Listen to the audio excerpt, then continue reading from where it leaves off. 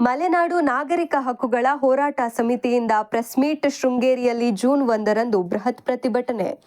ಇದುವರೆಗೂ ಇತ್ಯರ್ಥವಾಗದ ರೈತರ ಹಲವು ಸಮಸ್ಯೆಗಳು ಹಾಗೂ ಮಲೆನಾಡ ರೈತರಿಗಾಗುತ್ತಿರುವ ಅನ್ಯಾಯಗಳ ವಿರುದ್ಧ ಸರ್ಕಾರ ಹಾಗೂ ಅಧಿಕಾರಿಗಳು ತೋರುತ್ತಿರುವ ಬೇಜವಾಬ್ದಾರಿ ನಡೆಯನ್ನು ಖಂಡಿಸಿ ಜೂನ್ 1ರಂದು ಬೃಹತ್ ಪ್ರತಿಭಟನೆಗೆ ಕರೆ ನೀಡಿದೆ.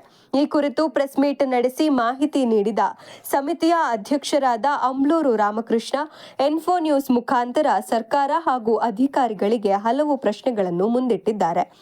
ಹಾಗೂ ಪ್ರತಿಭಟನೆಯ ದಿನದಂದು ಜಿಲ್ಲಾಧಿಕಾರಿಗಳು ಸೇರಿದಂತೆ ಡಿಎಫ್ಒ ಸೆಟಲ್ಮೆಂಟ್ ಆಫೀಸರ್ಗಳು ಬಂದು ಈ ಎಲ್ಲ ಸಮಸ್ಯೆಗಳಿಗೆ ಹಾಗೂ ನಮ್ಮ ಪ್ರಶ್ನೆಗಳಿಗೆ ಸೂಕ್ತ ಉತ್ತರ ನೀಡಬೇಕು ಎಂದು ತಿಳಿಸಿದ್ದಾರೆ.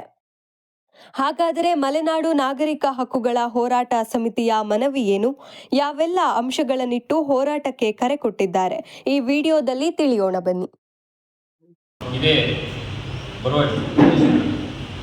ಜೂನ್ 1ನೇ ತಾರೀಕು ತಾಲೂಕು ಜಿಲ್ಲೆಯ ಮುಂಭಾಗ ಒಂದು ದೊಡ್ಡ ಮಟ್ಟದ ಪ್ರತಿಭಟನೆಯನ್ನು ನಮ್ಮ ನಾಗರಿಕ ಹಕ್ಕುಗಳ ಹೋರಾಟ ಸಮಿತಿಯಿಂದ ಆಯೋಜನೆ ಮಾಡಿದ್ದಾರೆ.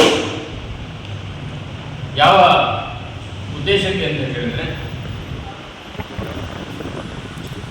ಕ್ಷೇತ್ರದಲ್ಲಿ ಇತ್ಯರ್ಥ ಆಗದೇ ಇರತಕ್ಕಂಥ ಸೊಪ್ಪಿನ ಬೆಟ್ಟ ವಿಚಾರವನ್ನು ಕೂಡಲೇ ಇತ್ಯರ್ಥಪಡಿಸಿ ಬಡಜನರಿಗೆ ವಾಸ ಮಾಡಿರ್ತಕ್ಕಂಥ ಮನೆಗಳಿಗೆ ಹಕ್ಕುಪತ್ರವನ್ನು ಕೊಡ್ತಕ್ಕಂಥದ್ದು, ಹಾಗೆ 50-50ನಲ್ಲಿ ಒತ್ತುವರಿ ಮಾಡಿರ್ತಕ್ಕಂಥ ರೈತರಿಗೆ ಆ ಜಾಗಗಳಲ್ಲಿ ಸಾಗುವಳಿ ಚೀಟಿಯನ್ನು ಕೊಡಬೇಕು ಅಂತಕ್ಕಂಥ ಒಂದು ಉದ್ದೇಶದಿಂದ ಹೋರಾಟ ಮಾಡ್ತಾ ಇದ್ದೀವಿ.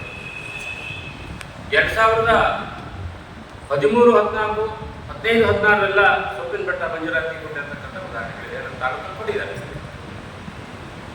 ಆಮೇಲಿಂದ ಯಾವುದೇ ಒಂದು ಸೊಪ್ಪಿನ ಬೆಟ್ಟ ಅರ್ಜಿಯನ್ನು ಕೂಡ ಬೆಲೆ ಇಡ್ತಕ್ಕಂಥ ಕೆಲಸ ನಡೀತಾ ಇದೆ. ಯಾವ ಕಾರಣಕ್ಕೆ ಸೊಪ್ಪಿನ ಬೆಟ್ಟ ಮಂಜೂರಾತಿ ಆಗ್ತಾ ಇಲ್ಲ? ತಾವು ಯಾರೇ ಹೋಗಿ ತಾಲೂಕು ಕಚೇರಿಯಲ್ಲಿ ತಹಶೀಲ್ದಾರ್ ಹತ್ರ ಕೇಳಿದಾಗ ಅದು ಸಚಿವ ಸಂಪುಟದ ಉಪಸಮಿತಿಯ ಮುಂದೆ ಇದೆ, ತೀರ್ಮಾನ ಆಗಬೇಕು ಆಗಿ ಆದೇಶವನ್ನು ಮಾಡಿಕೊಡ್ತೀವಿ ಅಂತ ಹೇಳ್ತಾರೆ. ನಾನು ಈ ಮಾಧ್ಯಮದ ಮುಖಾಂತರ ಕೇಳ್ತೇನೆ, ಹಾಗಿದ್ರೆ ಸಚಿವ ಸಂಪುಟದ ಉಪಸಮಿತಿ ಸಭೆ ಆ ಉದ್ದೇಶಕ್ಕೆ ಇದಕ್ಕೆ ನಡೀತಾನೆ ಇದೆ. ನಡೆದಿದ್ರೆ ಆ ವಿಚಾರ ಮಂಡನೆ ಆಗಿದ್ರೆ ಯಾಕೆ ತೀರ್ಮಾನ ಆಗ್ತಾ ಇಲ್ಲ? ಕಾನೂನಿನ ತೊಡಕೇನಿದೆ? ಹಾಗಿದ್ರೆ ಇದನ್ನ ಇತ್ಯರ್ಥಪಡಿಸಬೇಕು ಅಂತಕ್ಕಂಥದ್ದು ಯಾವುದೇ ಜನಪ್ರತಿನಿಧಿಗಳಿಗೆ ಆಶಯ ಇಲ್ಲವೇ? ನಮ್ಮ ಭಾಗದಲ್ಲಿ ತುಂಬ ಜನ ಶಾಸಕರಿದ್ದಾರೆ, ಈ ಜಿಲ್ಲೆಯಲ್ಲಿ MLCಗಳಿದ್ದಾರೆ, MP ಇದ್ದಾರೆ. ಎಲ್ಲರೂ ಕೂಡ ಒಂದು ಒತ್ತಾಸೆಯಿಂದ ಈ ಸಮಸ್ಯೆನ ಬಗೆಹರಿಸಿ ಪ್ರಯತ್ನ ಮಾಡಿದರೆ ಭಾಳ ಹೊತ್ತಿನ ಕೆಲಸ ಅಂತಲ್ಲ ಇದು. ಆದರೆ ಯಾರಿಗೂ ಅದನ್ನು ಮಾಡಬೇಕಾದಂಥ ಇಚ್ಛಾಶಕ್ತಿ ಇಲ್ಲ. ರೈತರ, ಸಾರ್ವಜನಿಕರ ನೋಡಿ, ವಸತಿ ರಹಿತರು ಎಷ್ಟು ಜನ ಅರ್ಜಿಯನ್ನು ಹಾಕಿದ್ದಾರೆ ಇವತ್ತು ಗ್ರಾಮ ಪಂಚಾಯತ್ ಕೇಳಿದರೆ ಸುಮಾರು ಒಂದು 4,000 ಅರ್ಜಿಗಳಿರ್ಬೋದು.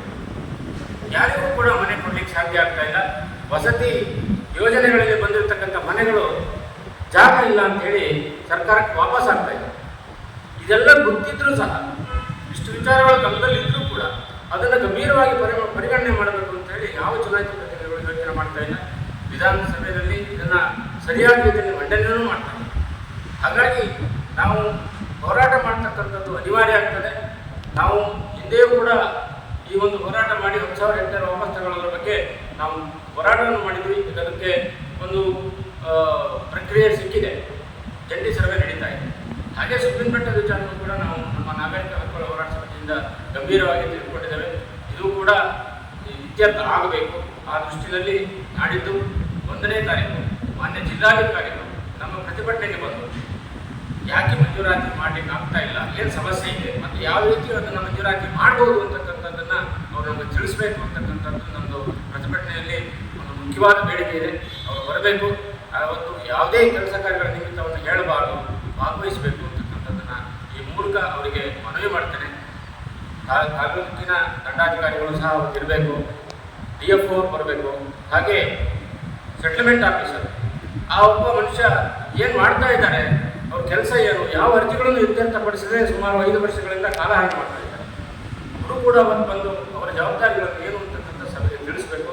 ಈ ಎಲ್ಲವನ್ನು ಕೂಡ ನಾಡಿದ್ದು ನಾವು ಮಾಡಲಿದ್ದೇವೆ. ಈ ಮೂಲಕ ತಮ್ಮಲ್ಲಿ ಕೇಳ್ಕೊಳ್ತೇನೆ, ನಮ್ಮೆಲ್ಲರ ಸಹಕಾರ ಅತಿ ಹೆಚ್ಚಿನ ಸಂಖ್ಯೆಯಲ್ಲಿ ಎಲ್ಲರೂ ಬರಬೇಕು.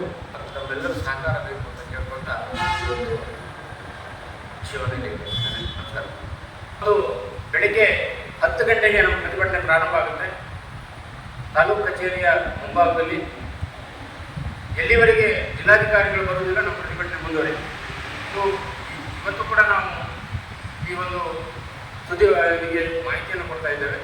ಇವತ್ತು ಪತ್ರಿಕಾಗೋಷ್ಠಿಯನ್ನು ತಿಳಿಸಿದ್ದೇವೆ. ಜಿಲ್ಲಾಧಿಕಾರಿಗಳು ಅವಶ್ಯಕವಾಗಿ ಬರಬೇಕು. ಯಾಕೆಂತ ಹೇಳಿದರೆ ಅವರ ಆದೇಶದ ಮೇಲೆ ಇಲ್ಲಿ ಕಬ್ಬಿನ ಬೆಟ್ಟ ಮಂಜೂರಾತಿ ಆಗಲಿಕ್ಕೆ ಸಾಧ್ಯ ಇದೆ. ಹಾಗಾಗಿ ಅವರು ಬಂದು ನಮ್ಮ ಬೇಡಿಕೆಯನ್ನು ಈಡೇರಿಸ್ತಾರೆ ಅನ್ನತಕ್ಕಂಥ ಭರವಸೆ ಇದೆ. ಹಾಗಾಗಿ ಬೆಳಗ್ಗೆ 10 ಗಂಟೆಗೆ ಎಲ್ಲರೂ ಕೂಡ ತಾಲೂಕು ಕಚೇರಿಗೆ ಬರಬೇಕು ಅಂತೇಳಿ ನಮ್ಮಲ್ಲಿ ಈ ಮೂಲಕ ಮನವಿ ಮಾಡ್ತೇನೆ. N4 ನ್ಯೂಸ್, ಇದು ನಿಮ್ಮ ಧ್ವನಿ.